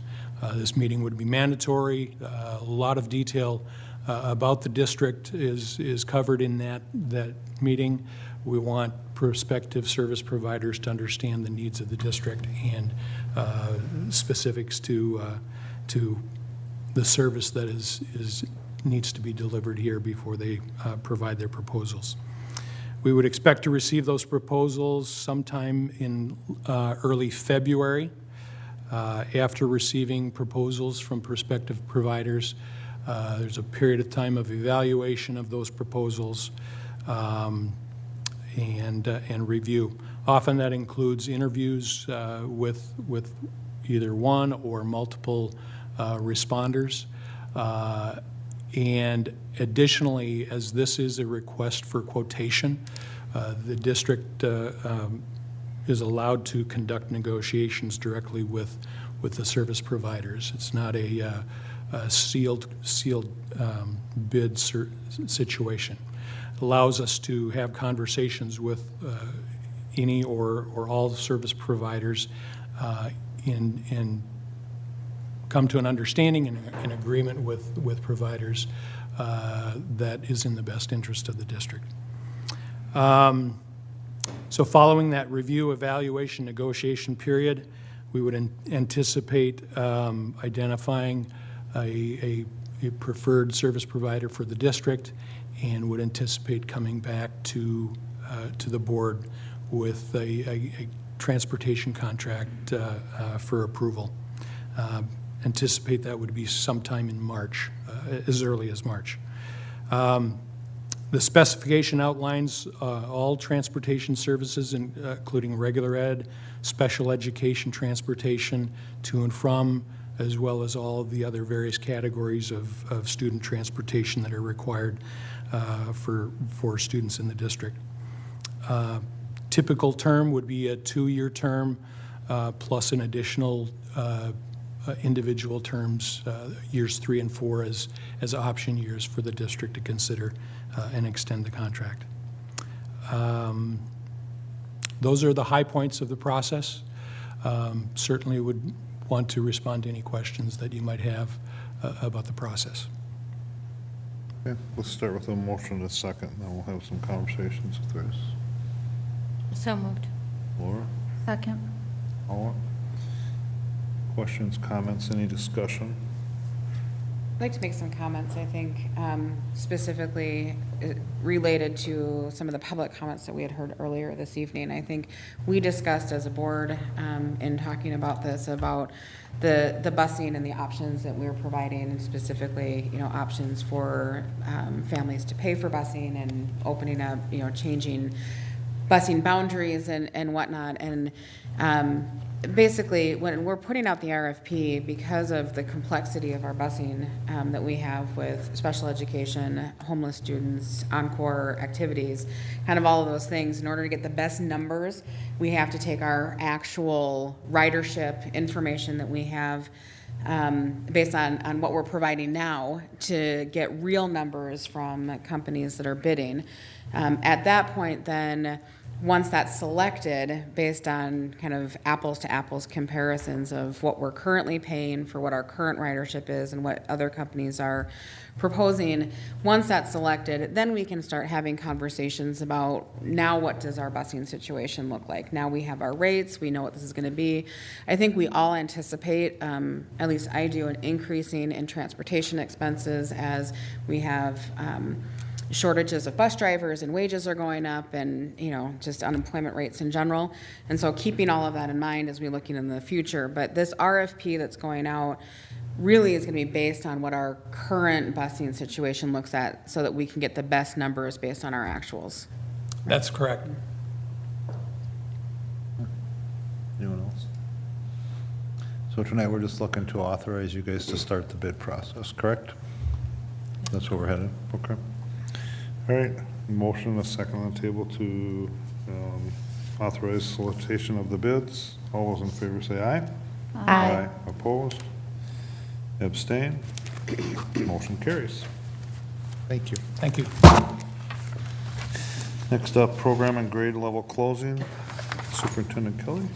Mr. Chair and members, on November 27th, at the school board meeting, the board was presented with information on proposed program and grade level closings, and due to student enrollment beyond capacity at grade levels or in a program, administration is still recommending tonight that Highland Elementary Grade 5, Valley View Elementary Grade 5, and Highland Elementary LEAP program be closed to open enrollment for the remainder of the 2018-19 school year. The governance question really before you is if you would like to approve the closings of these grade levels and program. So this, it's Highland, Valley View, and Highland. Which is down here, Highland, North Park and Highland. It would be, Oh, yeah. North Park, it's Valley View, correct? it is Valley View, yes. So thanks, good catch. So in the Chair Lett. suggested motion there, okay, so the motion would be, we'll start with, a motion would be to approve the closing of Highland Elementary Grade 5, Valley View Elementary Grade 5, and Highland Elementary LEAP program. So if I get a motion to move that forward, please. So moved. Lorian, Second. Molly, discussion. I just want to say I appreciate you bringing this to our attention and really looking at enrollment numbers of being able to adequately serve students and the number of chairs we have and the student-to-teacher ratio. It's important to make these closures at this time. I think it's also important to note, if I'm accurate, that this is district students. It does not impact our own kids. No, it is closed to open enrollment, and that's part of leveraging here is to make sure we have spots for our own resident students if they would move in. I just think when we talk about closing grades, it's important that people understand that our Exactly. kids are still, will have access Just to open enrollment only. Okay, any other questions or comments? Hearing none, all those in favor say aye. Aye. Opposed? Abstained? Motion carries. Next up would be resolution to combine precincts for a special election. I think Dawn gets to talk to us about this one.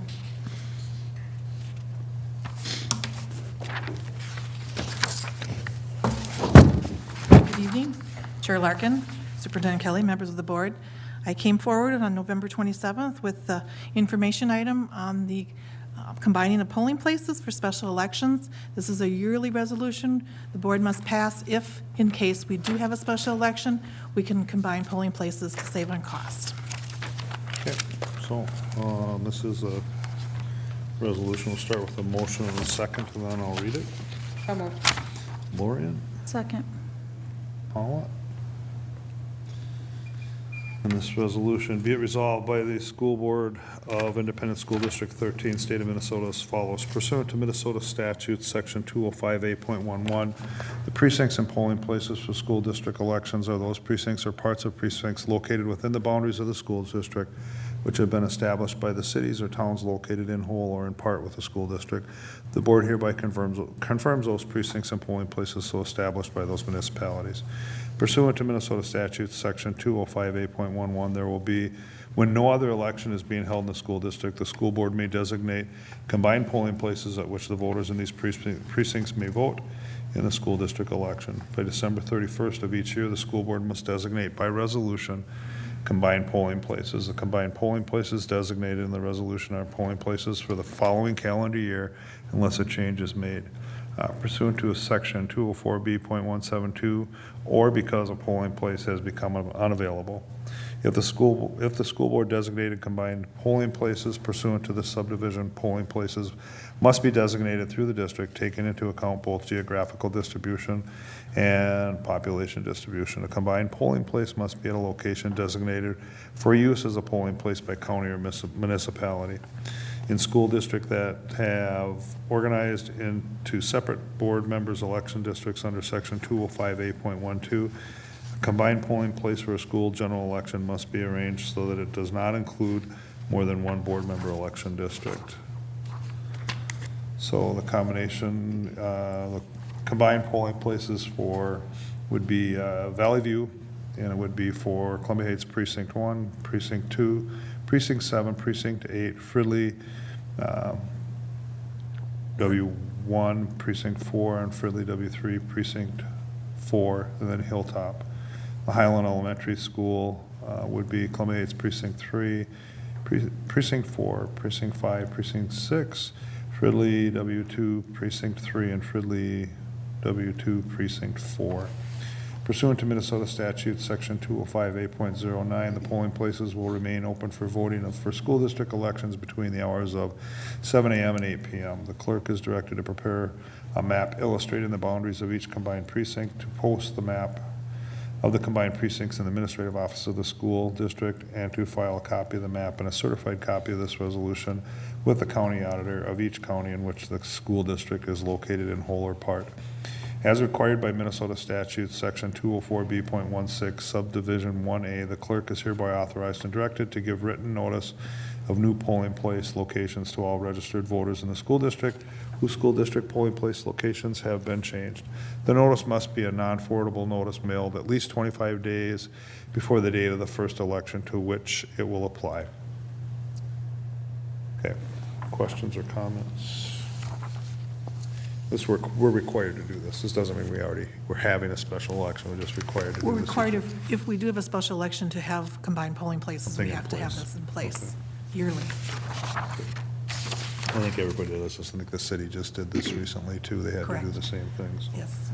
As far as I know, every school district and city in Anoka County have done this. Okay. And this is a resolution, so unless there's any further questions or discussion, Hall, if you would do a roll call vote, please. Mueller. Aye. Larkin. Aye. Lewis. Aye. Samurai. Aye. Palmer. Aye. Motion carries. Thanks, Thank Don. you. Next up, board policies, second reading. And again, these have been out and available, correct? Yes, they have been, Chair. The board policies that we're going with the second reading is 506, student discipline, 509, enrollment of non-resident students, 525, violence prevention, applicable to students and staff, 530, immunization requirements, and 802, disposition of obsolete equipment and materials. And as mentioned, these, I think, were on the 27th. They were out. Is there any questions or comments regarding these specific policies since they were first read? We have not received any in the superintendent's office, and I think that the two policies that were still out for debate are still out for debate. One has been corrected, and it's my understanding that the member has been talked to by the staff, and the other one needs some basic nuancing, so it's out with legal and executive director Zena Stenvik. Okay. So they don't appear on the agenda tonight. All right, so we get a motion to move this forward. So moved. Holla? Second. Laura? Okay, any discussion or questions on this? Hearing none, all those in favor say aye. Aye. Opposed? Abstain? Motion carries. Last one up is the letter to the city council. We discussed in the work session, we actually had a lot of conversation about our committees, our liaison responsibilities, and we were presented with some information that I think everybody got a chance to see, just in general about our own responsibilities. What we also discussed at that point was some questions that had arisen regarding what our interactions were and what what our interpretation or we think liaison responsibilities should be from other organizations towards us, what the direction of the board after that conversation based on some things that had taken place. We asked that a letter be drafted from the school board as a whole to the Columbia Heights City Council regarding communications about the interactions of liaisons back and forth. And so what we need to do tonight in order for this letter to be sent is we need to take a board action. It needs to be approved. So we'll start with a motion and a second if we could. So moved. Laura? Second. Molly? And then open it up for conversation. Okay, no questions or comments? All those in favor say aye. Aye. Opposed? Abstain? And that motion carries.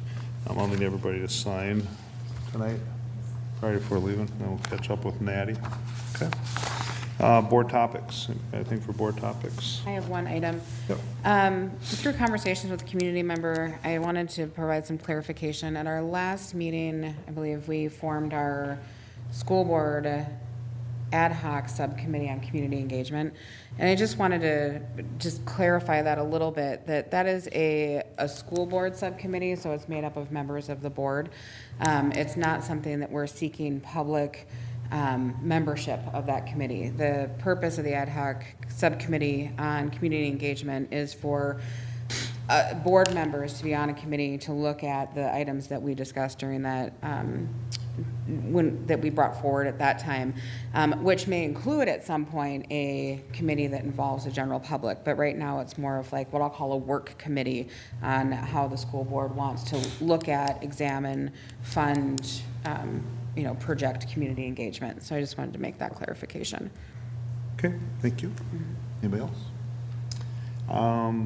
Just over a month from now, there will be the Columbia Heights Fire and Ice Plunge. So I wanted to start talking to people or reminding people that there's, I think the boosters, the Lions, I know Seika is tied to it. The fire department gets dragged in because they're the only ones that have the suits to wear in the water. So, but it's a polar plunge, an ice plunge, and the proceeds of the jumps go to Seika. And there's some pretty significant numbers. I know we'll have a couple meetings between now and then, but I think a $40